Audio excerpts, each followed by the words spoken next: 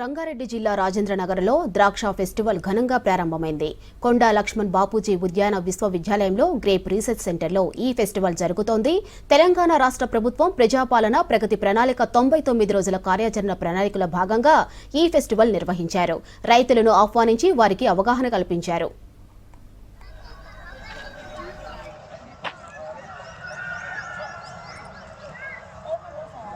Grape పరిశోధన నిజాం కాలం నుంచి కొనసాగుతోందన్నారు ఉద్యాన విశ్వవిద్యాలయం శాస్త్రవేత్త డాక్టర్ శ్రీనివాస్. 1977 నుంచి ఈ కార్యక్రమం నడుస్తోందన్నారు. ప్రజలకు మెరుగైన గ్రేప్స్ అందించేందుకు అన్ని చర్యలు తీసుకుంటున్నామన్నారు. అందుకనుగుణంగా ఎప్పటికప్పుడు పనిచేస్తున్నామన్నారు. ఈ గ్రేప్ షో ఫెస్టివల్ పిలిచి ఈరోజు రైతులకు మేము ఇన్వైట్ చేయడం జరిగింది. మనకు ఫ్రూట్స్ వచ్చిన వెరైటీస్ వచ్చేసి 59 వెరైటీస్ సార్. 59 వెరైటీస్ మేము ఈరోజు డిస్ప్లే చేయడం జరిగింది గ్రేప్ ఫెస్టివల్లో. సో అవి దాన్ని డిస్ప్లే చేసి ఎవరైతే వస్తారో బయట నుంచి వాళ్ళకి వచ్చి చూపెట్టడం జరిగింది. దాని యొక్క వాల్యూస్, దాంట్లో పోషక విలువలు కానివ్వండి, ఏ విధంగా ఉంటాయి, కొన్ని రైజిన్స్ వెరైటీస్ కానీ, టేబుల్ వెరైటీస్ కానీ, జ్యూస్ వెరైటీస్ కానీ అన్ని దాని గురించి మేము ఎక్స్ప్లెయిన్ చేయడం జరిగింది. రైతులు కూడా కొంతమంది వచ్చారు. రైతులకు కూడా మేము కొన్ని సలహాలు ఇచ్చాము. సో వాళ్ళకి కావాల్సిన వాళ్ళు ఈ యొక్క గ్రేప్ తోటను విజిట్ చేసుకుంటూ వాళ్ళకి కావాల్సిన స్వీట్ కానివ్వండి, టేబుల్ కానీ, రేజిన్ వెరైటీస్ వాళ్ళు చూసి వాళ్ళ టేస్ట్ బట్టి ఆ రకాలను వాళ్ళు స్వతహాగా వాళ్ళు పర్చేస్ చేసుకుని తీసుకెళ్తున్నారు. ఈ యొక్క గ్రేప్ గార్డెన్ అనేది మేము ఆక్షన్ ఇచ్చేసినామండి. వాళ్ళ ఆక్షన్ వాళ్ళు షో లాగా పెట్టేసుకుని వాళ్ళు సేల్ చేసుకుంటారు.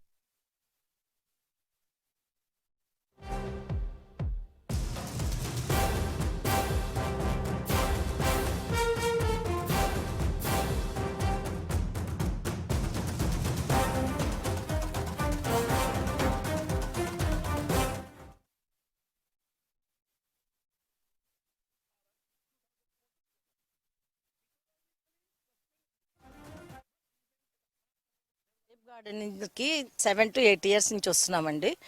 కాకపోతే ఎప్పుడు మేము జనవరి లాస్ట్ వీక్, ఫిబ్రవరి ఫస్ట్ వీక్లో వచ్చేవాళ్ళం. చాలా బాగుండేవి. ఈసారి కొంచెం లేట్గా వచ్చాము, కానీ ఫ్రూట్స్ అయిన మాత్రం చాలా బాగుండేవి. వాళ్ళ సర్వీస్ అయిన కూడా చాలా బాగుండేది. రేట్లు మాకు రీజనబుల్గానే అనిపించేది మేము తీసుకునేవి.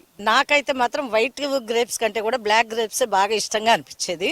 అవే ఎక్కువగా కొనుక్కునేవాళ్ళం మేము. చాలా టేస్ట్ బాగుంటాయి కాబట్టి అవి బ్లాక్లోనే వెరైటీస్ ఉండేవి, రౌండ్వి, పొడవుగా ఉండేవి, అవన్నీ ఉండేవి. అవి తీసుకునేవాళ్ళం మేము. గ్రేప్ ఫెస్టివల్ అని చెప్పని మెసేజ్లు వచ్చాయండి మా పిల్లలకి, అది చూసుకుని వచ్చేవాళ్ళం మేము. సూపర్, చాలా బాగుంది. చక్కగా కోసుకుని ఏంటంటే అన్ని తినొచ్చు, నచ్చితే కొనుక్కొని వెళ్ళొచ్చు. ఉన్నాయి, చాలా మొక్కలు ఉన్నాయి ఫ్రూట్స్వి. గ్రేప్స్ నేను 3 years బ్యాక్ కొన్నాను, కానీ ఇంతవరకు నేను నాటలేదు.